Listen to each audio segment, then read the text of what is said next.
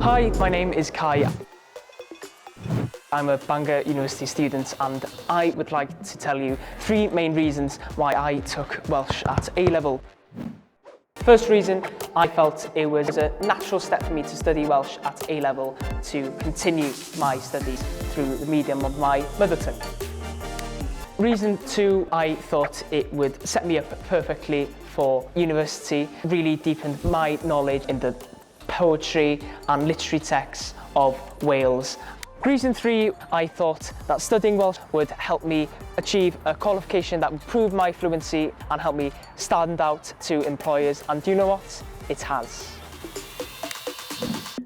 Obviously, COVID has completely changed the way my normal day at uni goes. I have my lectures over Zoom, Blackboard Collaborate, Microsoft Teams. I study. Is a day of studying for me. I've got an essay here. I rehearse for Aelwyd J&J, the university choir. Dydwch helo pawb! And I head into uni when I can to use the archives. My day-to-day life at uni has changed, but it hasn't dampened my enthusiasm to learn and to learn through the medium of Welsh.